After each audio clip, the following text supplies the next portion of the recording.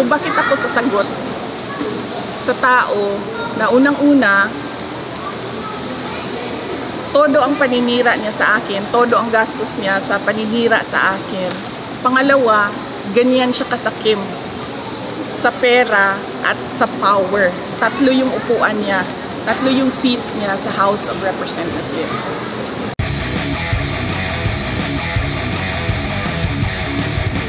Sabi ni Congressman Isidre, puzzled daw siya na mataas pa rin yung confidence mo, malapit naman na yung impeachment trial nyo.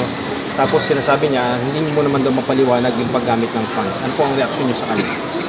Unang-una, ito ba yung sa confidential funds at sa impeachment, hindi naman sa hindi ko siya maipaliwanag. Ang ginagawa ko ay hindi talaga ako nagpapaliwanag, lalong-lalo na sa mga members of the House of Representatives. Dahil, bigyan ko kayo ng example, no?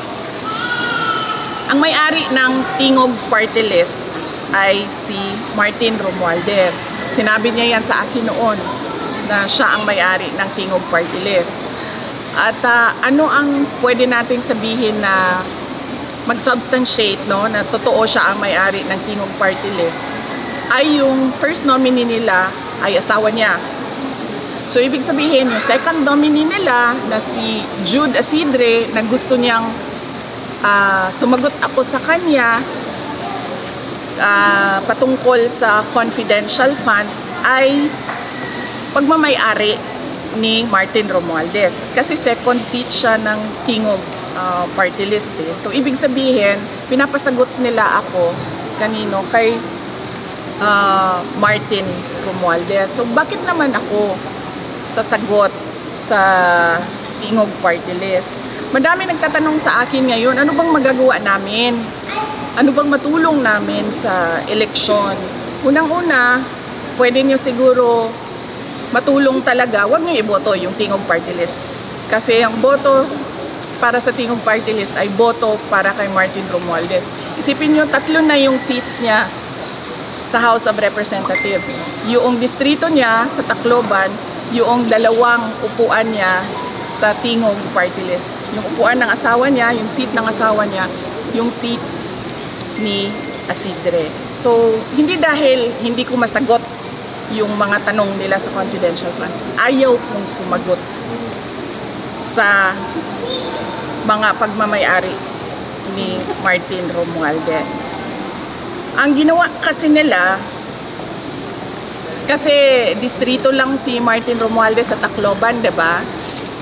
So, wala siyang personality na kumuha ng budget para sa buong bansa. Kasi distrito lang yung sa kanya eh. So, ang ginawa niya, gumawa siya ng party list. Ang party list, pwede yan sa buong bansa. Kahit saan. Doon pumapasok yung pondo, yung pera sa party list niya. Ano ang pwede natin sabihin na mag-substantiate niyan? Tingnan natin yung natanggap na pera sa galing sa mga regional offices papunta doon sa Tingog Party List at magkano yun. So bakit ako sasagot sa tao na unang-una, todo ang paninira niya sa akin, todo ang gastos niya sa paninira sa akin. Pangalawa, ganyan siya kasakim sa pera at sa power. Tatlo yung upuan niya, tatlo yung seats niya sa House of Representatives.